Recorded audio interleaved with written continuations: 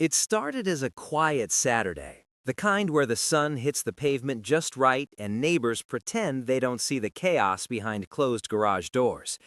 I was moving into my new home, and all I wanted was a simple, smooth process. That was before Karen, the HOA president in her signature bright pink blazer, decided my life was her personal drama. She was notorious for stopping trucks, checking IDs, barking orders, and imagining rules that didn't exist. Her reputation preceded her, and if you've ever dealt with a Karen, you know the tension.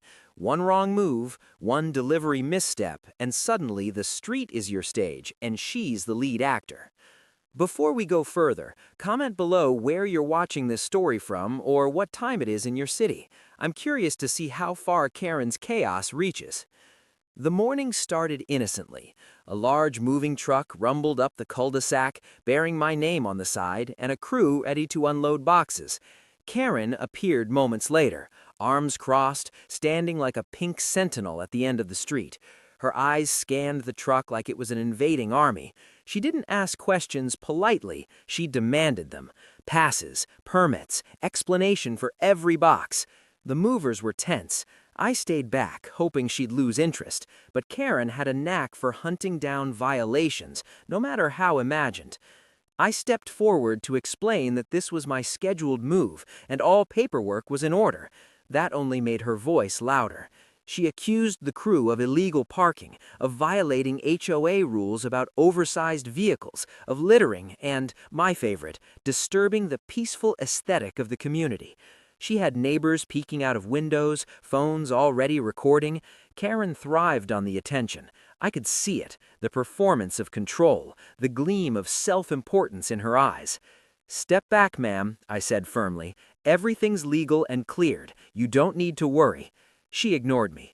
That's when things took a sharp turn. One of the movers mentioned in passing that I had a family member helping supervise the unloading. Karen's ears perked up. She demanded IDs, questioned my cousin's authority, and accused him of posing as someone official.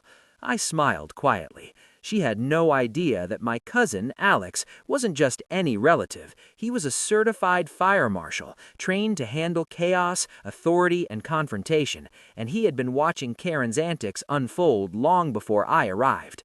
Karen stepped closer to the truck, jabbing at the side with her finger. "You can't park here. This is private property. I'm calling the HOA security and the police." Her voice bounced off the walls of houses, piercing and authoritative, or so she thought. People slowed down their morning routines to watch, phones out, some whispering, some giggling at her exaggerated indignation. Karen fed on the attention, mistaking attention for control. Alex stepped forward calmly, his uniform crisp, badge visible under his jacket, his presence a silent but undeniable assertion of real authority. Karen froze for a brief second, scanning him as if calculating the odds. Then she smiled, thinking she could charm, intimidate, or confuse her way out. The wrong person. I stayed back, letting the tension build. Every neighbor on the block could feel it. The air had shifted.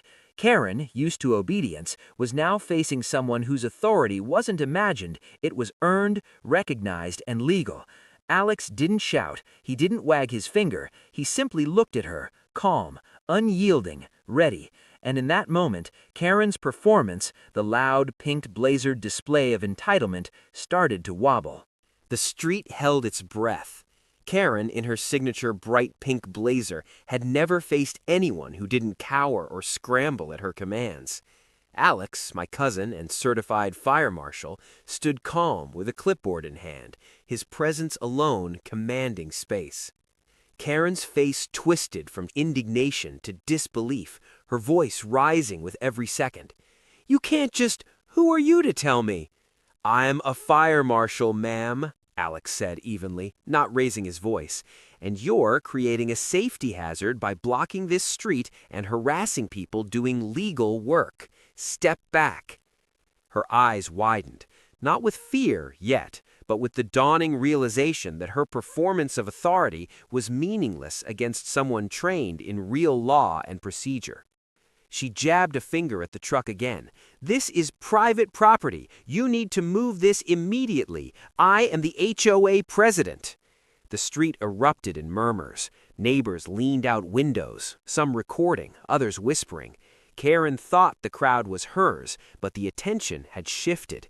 She wasn't in charge anymore. She was the spectacle. Alex calmly walked closer, blocking the truck from her interference, hands visible, tone steady. "Ma'am, you've been warned. Step away from the vehicle. You're obstructing a legal operation." Karen spun toward me, her voice shrill. "This is your fault. You're letting them—" "I'm not listening," I said quietly, letting Alex handle it. Then came the moment that made every neighbor stop and stare. Karen lunged toward the truck, trying to slap her hand on the hood, as if she could magically assert ownership over steel and paint. Alex moved with precision, grabbing her wrist gently but firmly. Not violently, just enough to prevent damage or escalation. Karen froze, shocked. Her mouth opened to scream, but no sound came out. The neighbors watched, wide-eyed, phones poised. "You're under control," Alex said calmly, "but you need to step away now or I'll have to take further action." Karen stumbled back, fury boiling over, pointing at Alex and shouting that he had no right, that she was the HOA president and she was being violated. It was a tirade of entitlement, a mix of accusations, threats, and disbelief. Then sirens. The sound cut through her theatrics like a scalpel. A local patrol car turned the corner, officers stepping out cautiously. Karen's eyes lit up. Finally, reinforcements. She ran toward them, waving her hands, breathless with rage. "This man, he's blocking my street. He's ignoring me. Arrest him!" Alex raised a hand to the officers, stepping between Karen and the vehicle. Calm, authoritative, unflinching. He showed his badge, explained the situation. I was moving, the truck was legal, Karen was the one creating obstruction. The officers listened, checking IDs and taking notes. Karen's words, once so powerful on the block, dissolved under scrutiny. Witnesses' phones recording the entire encounter were handed over. Her lies and exaggerations collided with evidence. Karen's face turned pale as she realized the tide had turned completely. She stammered, tried to regain control, but the officers were polite yet firm. "Ma'am, you're creating a disturbance. Step back." Her protests continued for a few more moments, but the momentum was gone. Karen's imagined authority, built on fear, intimidation, and a bright blazer, had no standing against law, training, and witnesses. One of the officers gently guided her to a safe distance, while Alex oversaw the move, ensuring the truck could park and unload safely. The neighbors cheered quietly, relief mixed with astonishment. By the time the truck was unloaded, Karen had been issued a citation for obstruction, harassment, and disorderly conduct. She sulked, defeated, muttering under her breath about HOA rules and imaginary powers, while the real authority had quietly won. Once everything was settled, Alex smiled at me. "All done. Let's get your stuff inside before Karen finds another rule to enforce." I laughed, relieved.